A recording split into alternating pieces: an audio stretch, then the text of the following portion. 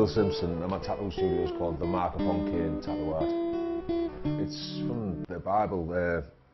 Adam and Eve had two sons, Cain and Abel, and Cain was jealous of Abel, and he killed Abel, and God then set a mark upon Cain so that no one should harm him. It's a way of like marking yourself for protection or whatever, or God marked him for protection or whatever like that.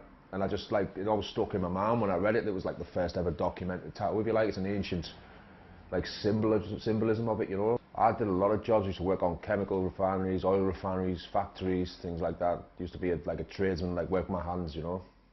But I always tattooed at the same time. I'd go from one to the other and go back into that job, back into tattooing, because I wasn't so good then. I didn't make much money then, so that's how it was until I got to a level where I could make money.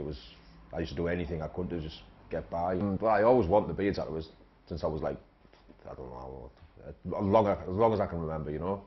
And basically when I started, I went into shops, started getting into tattooing. Nobody gave me the time of day. There was only 2 shops locally then, and I couldn't afford to go out of town anywhere, so I couldn't afford to go anywhere else. And basically, I just, with my first 2 weeks decent wage from a job where I worked, I bought a tattoo machine and started tattooing my stupid friends who were stupid enough to get tattooed by me, and that's how I got into tattooing. You know, that's how most people got into tattooing in those days. It wasn't like now. It wasn't like the apprenticeships. Everybody like looking after each other, things like that. There was nothing like that then. It was like garages. And I have a samurai battling a snake, like a traditional Japanese style tattoo on my back. It's a full back piece, and it's from an old piece of art from the 17th century by Kuniyoshi, who was a famous woodblock artist. But they also said may have been a tattooist because of the way he did things, you know. And yeah, that's it. Basically, just a big battle going on my back. I don't feel pressure the way I used to, because I can understand what I'm doing now, but it's extreme pressure every day. Like every job I do is extremely pressure, because I'm studious and I care about it more than anything else in the world. So like I've got to do it right. I've got to care about it, and like if something goes wrong, you know, that's somebody's life you're dealing with there. Yeah. You know? So yeah, absolute pressure. You know, I haven't seen it for, I don't know, 16 years, so it's probably a really bad tattoo.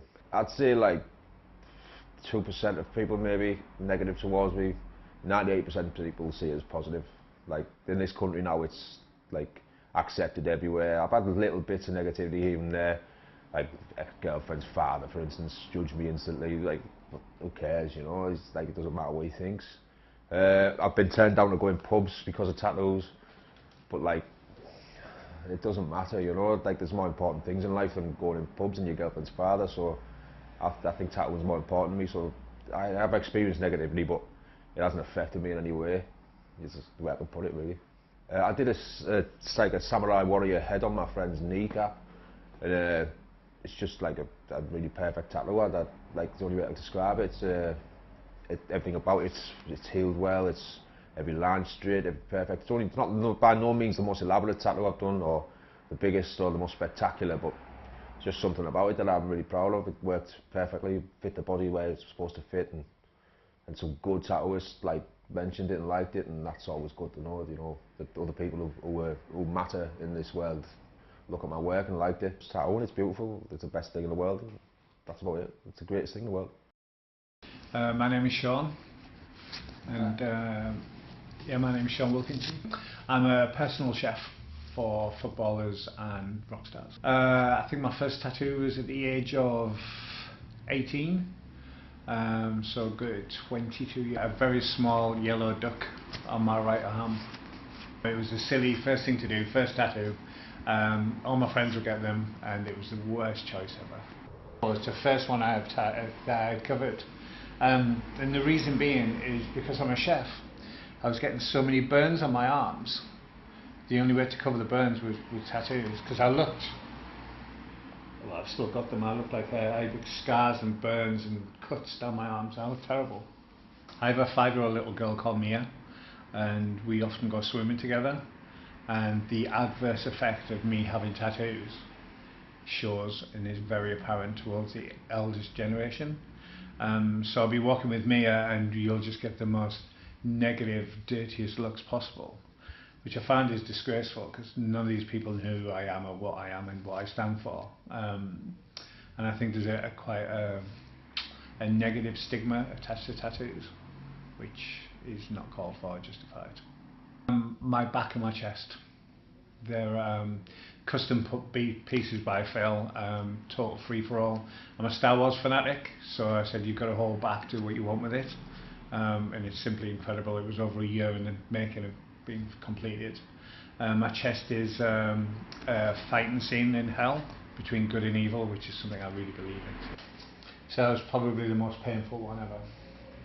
You need to have something in your mind, a visual of what you want it to be, because you have to live with this for the rest of your life, otherwise it's going to end up costing thousands and getting it lasered or covered up, you know, and you will only get out of it what you put into it. I've never known people who've been to a studio before who've had that relationship, you know. Most people, tattooists, see it as a business where they're just getting paid to do. Phil takes it to a different level. He actually loves tattooing and he loves his clients, and he has a really good rapport with them as well, and he listens, which is unheard of, I think.